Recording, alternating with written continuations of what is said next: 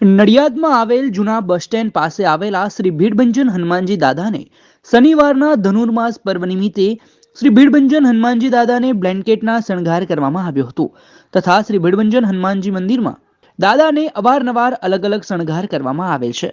અને ભક્તો આ દર્શનનો લાભ લઈને ધન્યતા અનુભવે છે.